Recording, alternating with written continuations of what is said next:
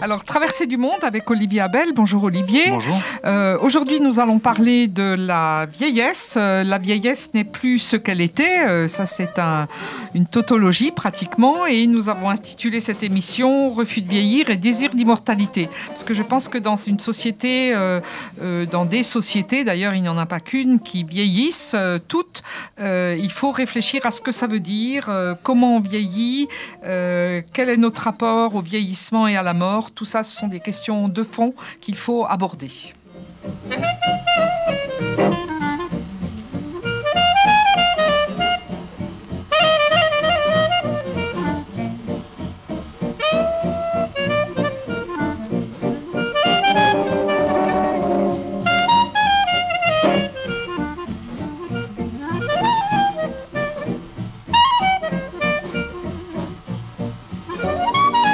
Alors Olivier Abel, la vieillesse n'est plus ce qu'elle était. Vous aimez citer l'expression biblique, reprendre l'expression biblique citée par Olivier Pigeot. Nous sommes plus longtemps âgés et verdoyants. Alors qu'est-ce que ça veut dire que cette vieillesse, où un certain nombre d'entre nous atteignent les 100 ans, parfois en forme, parfois moins, et peut-être opposer cette vieillesse d'aujourd'hui à la vieillesse d'autres époques où le vieillard était rare, donc très considéré, bouche de sagesse, bouche de prophétie aussi. Est-ce qu'on peut peut-être faire ça? Parce que je pense qu'il y a quelque chose qui est très, très ignoré, très méconnu. Oui, oui. On ne réalise pas à quel point les changements de la pyramide des âges induisent des changements à tout point de vue. Et de comportement et culturel. De culture, de représentation, certainement, oui. Non, mais c'est tout, là, vous avez dit l'essentiel. Ce changement est un changement profond et qui fait qu'aujourd'hui, d'une certaine manière, il y a des textes bibliques qui ne sont plus lisibles comme il l'était. Parce qu'ils ont été écrits dans un contexte où, en effet, l'ancien était une figure de la rareté, une figure de quelque chose d'important. Il y avait et bon, aussi, ça va aussi avec une évolution urbaine. Autrefois, on mourait dans la maison de famille, ou dans la ferme, dans le tas. Aujourd'hui, on meurt à l'hôpital. On vieillit aussi souvent en institution. Donc, plus que chez soi. C'est des modifications profondes et qui sont aussi porteuses. Je veux dire, on a privilégié de l'aspect médical, parce qu'on parfois technique, on ne supporte plus une mort simplement parce que quelqu'un s'est cassé la figure dans un escalier parce qu'il tenait pas bien sur ses jambes et il meurt. Non, il faut absolument il va être sauvé. Il va être sauvé pour après des années de vie solitaire dans un hospice. Donc, où sont nos valeurs? Il faut qu'on y réfléchisse un petit peu plus, parce qu'en même temps, je comprends, c'est très important, bien sûr. Cette augmentation de la longévité, elle est en même temps porteuse de choses merveilleuses, mais il faut y réfléchir. En tout cas, il ne faut pas oublier que pendant ce temps, la recherche continue. Voilà, c'est ça que je voulais vous dire en deuxième point. Il y a une recherche constante sur le vieillissement cellulaire, comment intervenir pour faire durer notre vie plus longtemps, etc. Et c'est une recherche dans laquelle on investit beaucoup, beaucoup de moyens. Donc, on cherche quelque part, il y a chez les hommes, chez les médecins-chercheurs aussi, quelque part à l'horizon, de façon un peu inconsciente, l'immortalité humaine. Oui, vous pensez que peut-être qu'il y a vraiment quelque chose comme ça qui se profile à l'horizon pour eux. Si on pouvait se redonner, si les humains pouvaient se redonner leurs propres conditions, leurs conditions sexuées, donc changer de conditions sexuelles, leurs conditions leur finitude en général, leurs limites, ils le feraient. Ce sentiment de vouloir se redonner à soi-même sa propre condition, c'est vraiment... Et pas en sortir. Voilà, c'est ça. Pas chercher à en sortir. C'est quelque chose qui est vraiment sans doute très, très, très fort. Mais donc c'est là qu'on voit que la biologie est devenue une fabrique d'images de l'humain, plus que ce qui était le rôle de la théologie autrefois. L'image de l'homme, c'était la théologie. C'était une question théologique. Aujourd'hui, c'est une question biologique. Ça veut dire qu'on se représente à travers les progrès scientifiques, voilà, c'est ça. On se représente dans l'aujourd'hui et dans le futur à travers la biologie. Je suis moi-même, donc comme beaucoup d'entre nous, contemporain d'une véritable révolution. C'est-à-dire qu'en fait, quand je suis né, on était, je ne sais pas combien, 3 milliards à la face de la Terre. Et voilà, quand je mourrai, je ne sais pas combien on sera. Mais donc, une transition démographique dont j'ai été le contemporain. Et pendant des années, non seulement j'ai repoussé devant moi mon espérance de vie à l'identique, mais même, il y a eu des années où mon espérance de vie augmentait. Je vieillissais, mais pourtant, mon espérance de vie, je la repoussais devant moi plus loin. C'est quand même... C'est rare dans l'histoire de l'humanité, ce genre de situation statistique est assez rare.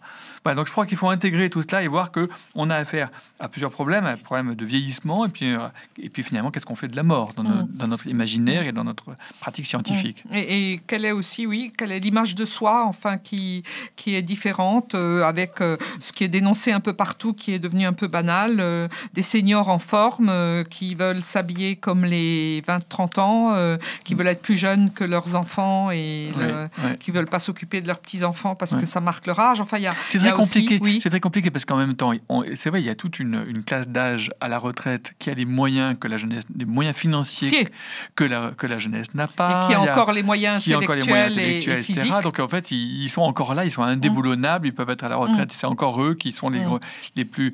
bon, mais en même temps, l'âge est aussi révélateur d'injustice. Il y a aussi... non, il ne faut pas non plus exagérer. Il y a aussi...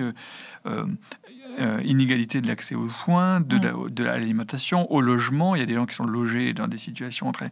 Il y en a qui ont des minuscules retraites. Et puis, il n'y a pas que l'injustice, il y a aussi l'humiliation d'être dépendant, de sentiment de solitude, de sentiment d'inutilité. Ça, je crois il faudra parler de ce sentiment d'inutilité. C'est important parce que je pense que les personnes âgées dans notre société sont, je dirais, porteuses, je pense, de cette réflexion qui est une réflexion qui touche tout le monde, parce que les inutiles, il y en a de tous les âges. Et je dirais, peut-être qu'ils ont quelque chose à dire là-dessus, d'important à dire à leurs enfants et à leurs petits-enfants. À leurs enfants et petits-enfants, et de façon plus générale à la société. C'est ça. Oui, certainement. Je trouve qu'il n'y a plus cette... comment on pourrait dire, cette révérence au sens ancien des personnes âgées, comme je le disais, comme prophète, c'est un mot trop fort, mais enfin comme lieu de sagesse, c'est-à-dire, je pense souvent aux Romains ou aux Grecs, où un homme qui avait 60 ans était rare, vraiment très rare, donc il était honoré, et tous les plus jeunes allaient le consulter comme source d'expérience, puisque eux n'avaient pas cette expérience, et ça a beaucoup changé. Ils étaient écoutés, puis ils parlaient, et leurs paroles étaient des paroles qu'on se racontait, c'est-à-dire qu'on transmettait. Ce que quelqu'un a dit, tu sais, il a dit, on peut... Et les paroles des mourants étaient transmises. Mais là, aujourd'hui, il n'y a pas sans doute cette transmission, elle est rompue, certainement. Donc oui.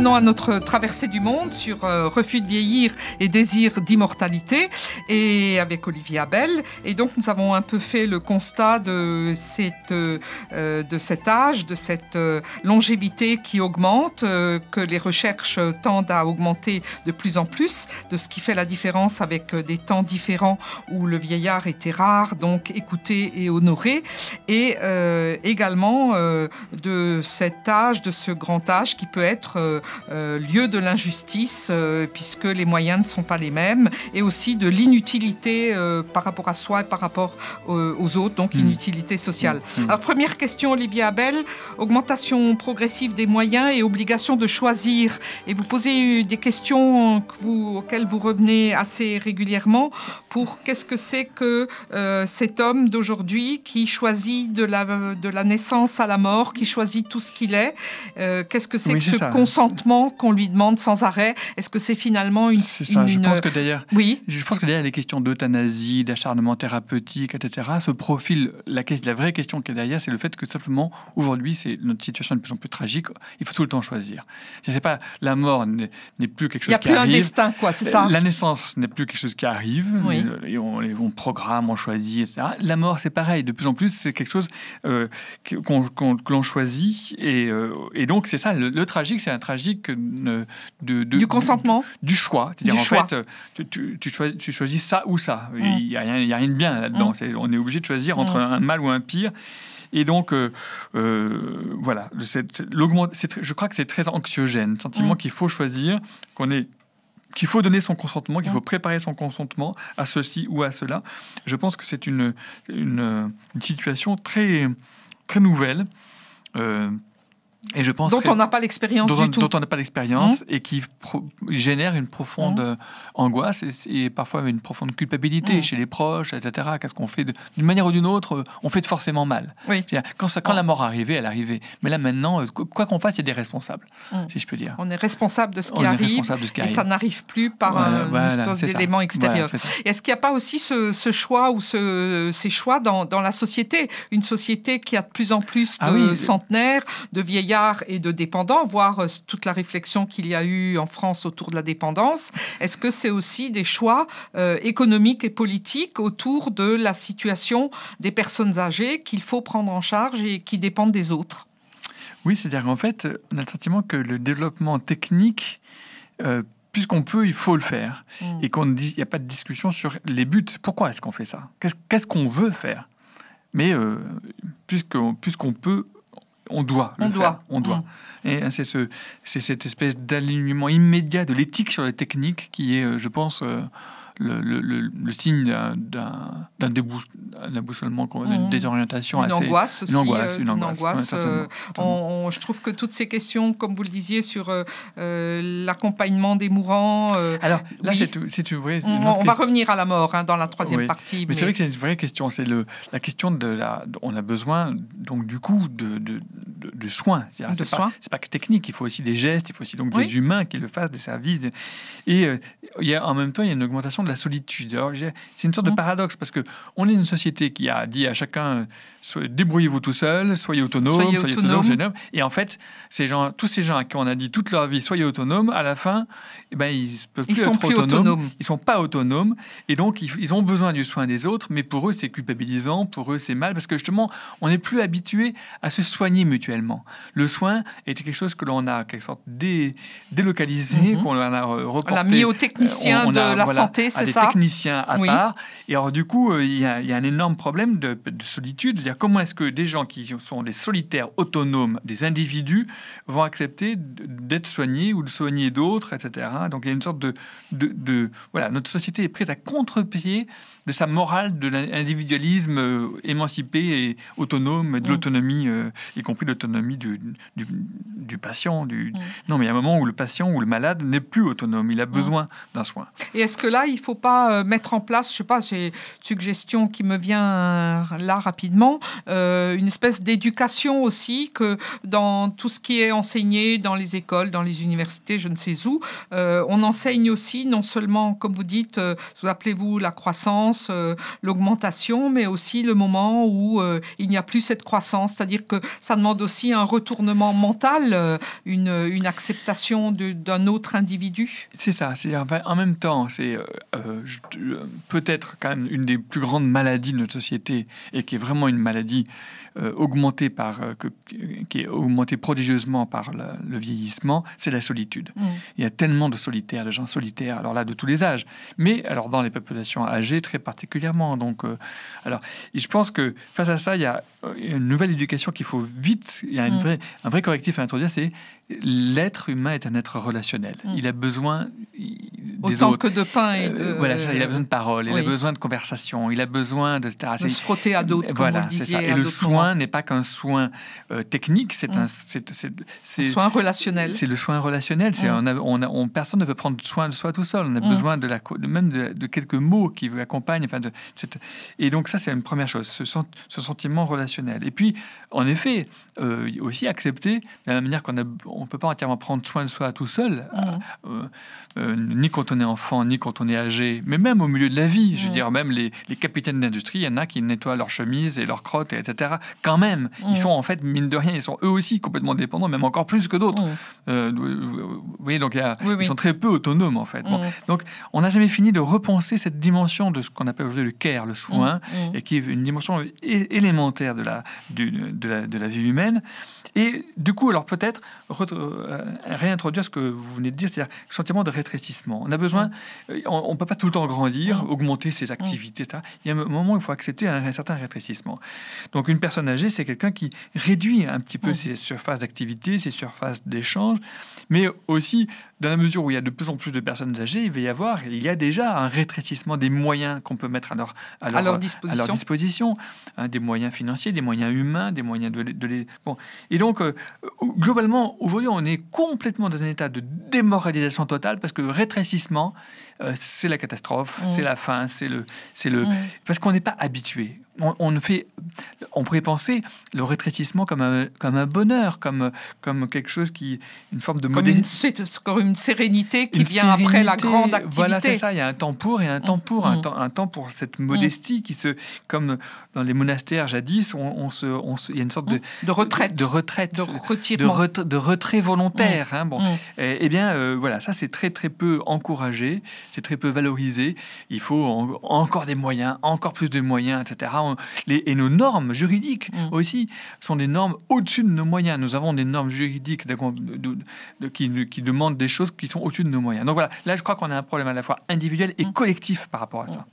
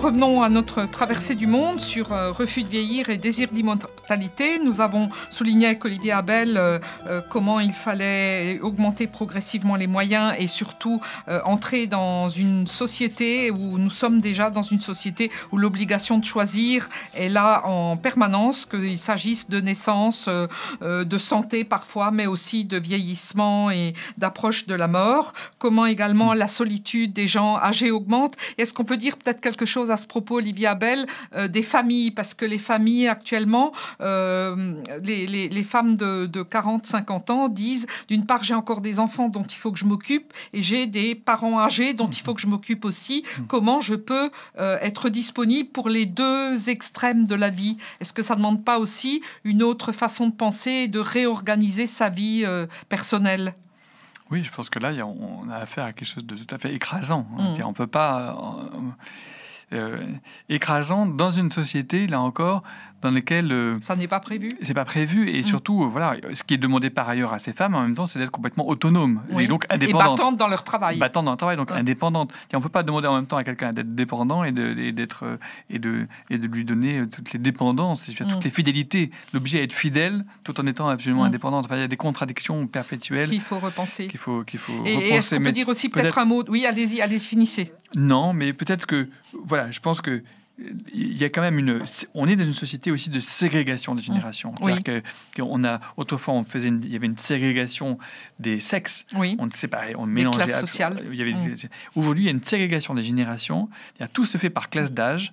Et les gens se fréquentent pratiquement par classe d'âge. Et donc, les endroits où les classes d'âge se mélangent, il y en a presque pas. Ils sont rares, sont beaucoup trop rares. Et je pense qu'un jour, cet état de notre société nous paraîtra complètement monstrueux. Je pense qu'on est dans quelque chose de plus grave que la ségrégation des sexes du 19e siècle. Plus grave, vous Plus dites. grave, je pense que c'est plus grave. Et vous pensez que c'est grave parce que du coup, la transmission est absolument rompue. C'est-à-dire, en fait, chaque classe vit pour elle-même, toute seule. Et donc, est-ce que vous ne pensez pas qu'il y a eu une espèce de création à un moment donné, enfin, qui se serait faite autrement certainement, mais d'une espèce de classe jeune? Parce qu'il y a encore 50, 60 ans, il n'y avait pas une classe jeune avec ses vêtements, son langage, sa culture à elle. Je crois que il y a ça et les gens âgés, bien sûr. Mais est-ce qu'il n'y a pas... C'est quelque chose qui est quand même nouveau dans notre société? Je pense qu'une culture est vivante parce qu'elle s'est mélangée la tradition et l'invention. Il n'y a pas de société qui soit dans l'invention pure parce qu'on n'invente pas sur le vide. Et il n'y a pas de société qui soit dans la répétition pure parce qu'elle est vivante, parce qu'il y a des inventions, il y a des combinaisons inédites, etc.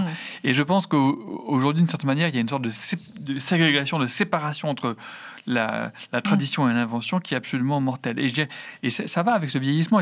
Nous ne savons pas, c'est une situation dans laquelle l'humanité tout entière, à des moments différents, les sociétés font face à ce problème. On est en train, nous, d'y faire face. C'est comment faire une société vivante, créatrice, capable d'inventer des choses avec une moyenne d'âge à 50 ans. Élevé. Ça, c'est en tout cas élevé. C'est quelque chose qui est un problème inédit. Jusqu'ici, les sociétés créatrices étaient des sociétés à moyenne d'âge de 20 ans, si vous voulez. Donc là, on est dans une situation complètement inédite. On ne sait pas comment on va se sortir face à ce problème. C'est un nouveau problème inédit. Et est-ce que c'est pas aussi le problème du monde du travail dans les entreprises où on estime qu'à partir de 40, 50 ans, on va dire 50 ans, une personne est moins rentable, moins rapide et chère aussi parce qu'elle a un salaire important. Enfin, je veux dire, toute cette contradiction de pousser les seniors, comme on dit, à la porte et d'embaucher peut-être des jeunes. Oui, c'est-à-dire, je pense, une des choses les plus douloureuses derrière les questions des injustices dans le vieillissement,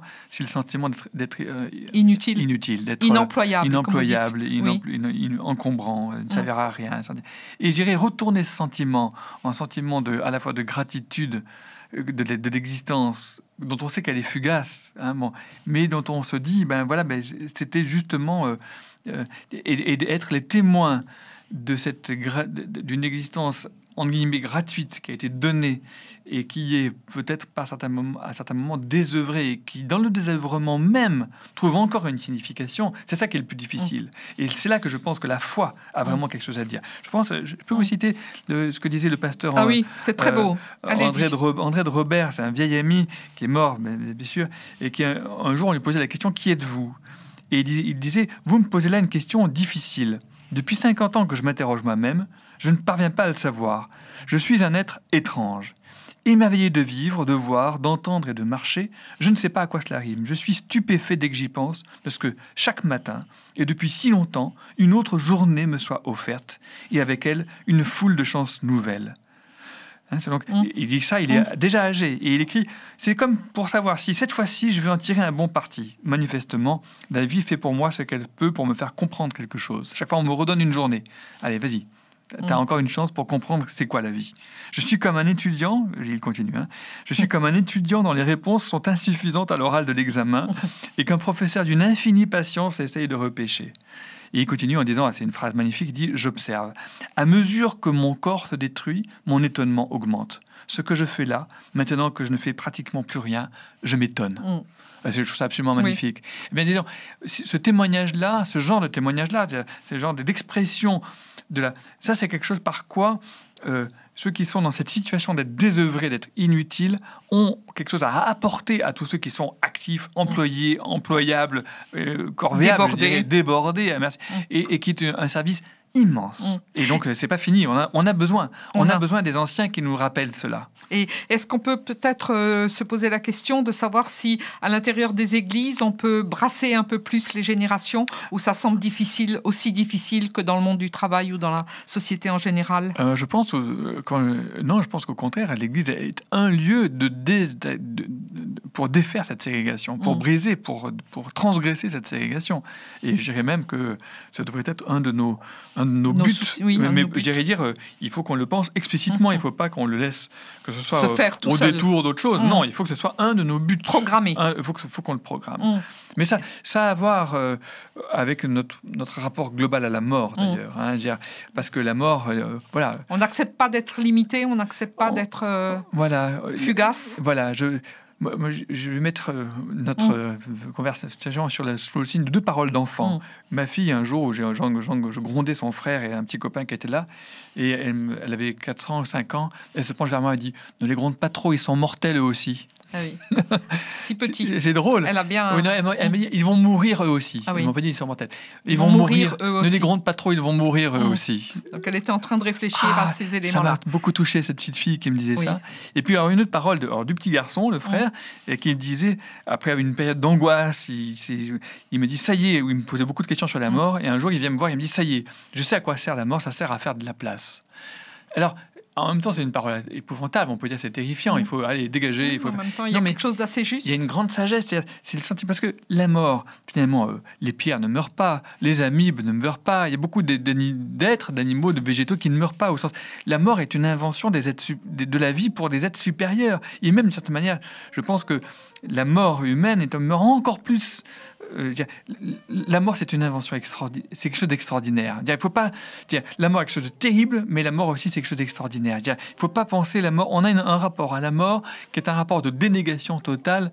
Et je pense que les chrétiens ne doivent pas opposer à la mort la vie avec un grand V, mais la résurrection. Ce qui est autre chose. La résurrection, c'est l'acceptation qu'il y a la mort. Et aussi de laisser d'autres, comme vous disiez, la parole de votre fils, confier à d'autres ce qu'on n'a pas pu finir. Voilà, c'est ça.